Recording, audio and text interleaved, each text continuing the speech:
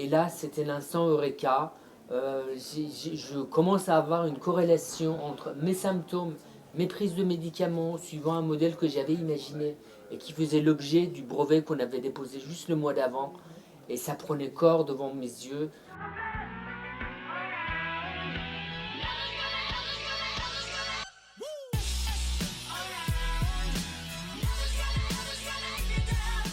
Bonjour, je suis Jamshid Dalidi, je suis le fondateur de Diam Park.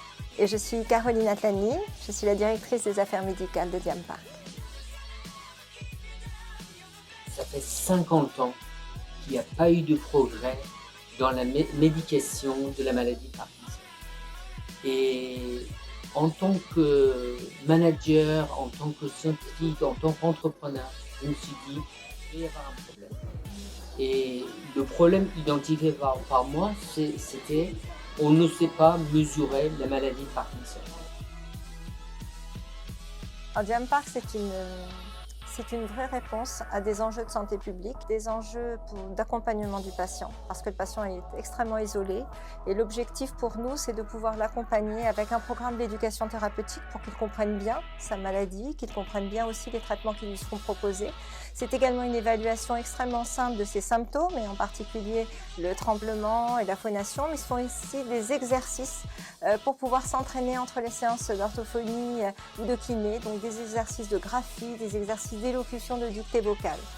C'est également une formidable occasion de mieux communiquer avec les praticiens qui l'entourent, le neurologue, le médecin généraliste et l'ensemble des paramédics autour de lui. Donc c'est aussi une façon de mieux raconter son histoire et de pouvoir avoir une banque d'informations à présenter, tout à fait bien organisée, à présenter aux soignants. J'ai su que ces idées allaient marcher quelque part au mois d'août 2021. Je venais avec beaucoup de difficultés de rassembler des données sur mes symptômes, c'était sur mon propre cas, et les mettre en corrélation avec mes prises de médicaments. Et là, c'était l'instant Eureka. Je commence à avoir une corrélation entre mes symptômes, mes prises de médicaments, suivant un modèle que j'avais imaginé et qui faisait l'objet du brevet qu'on avait déposé juste le mois d'avant. Et ça prenait corps devant mes yeux. Et ben voilà, j'ai su que ça allait marcher et depuis ça s'est confirmé. Je crois que le chemin est difficile. Je ne sais pas si c'est une vraie désillusion, mais entre l'idée, entre la réalisation et l'accès aux patients qui en ont vraiment besoin, il y a un grand délai, il y a un grand parcours assez sinueux.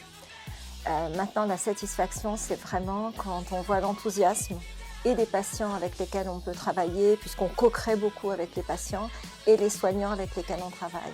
Et quand on voit leur enthousiasme, leur intérêt, leur volonté de tester, on se rend compte que ça a vraiment du sens, et ça, c'est formidable.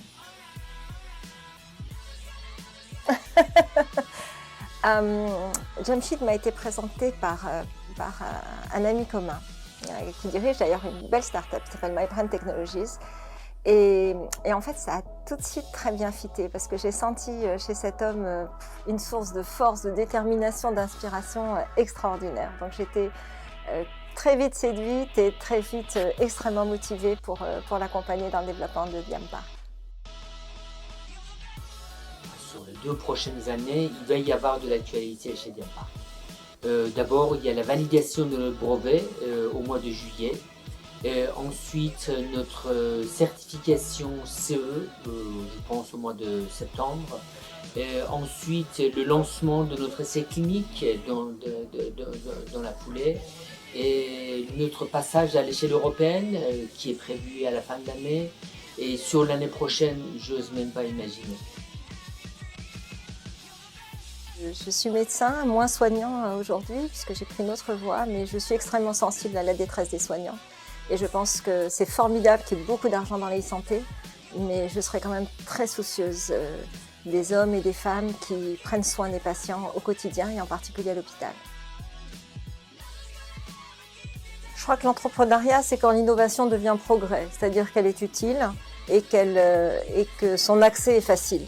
C'est-à-dire que je peux avoir la meilleure idée du monde, si personne ne l'intègre, si personne n'y a accès, ça restera une innovation intéressante. Mais l'objectif, c'est vraiment le progrès, c'est vraiment de faire avancer les choses et de s'assurer qu'effectivement, le plus grand nombre de personnes en bénéficient.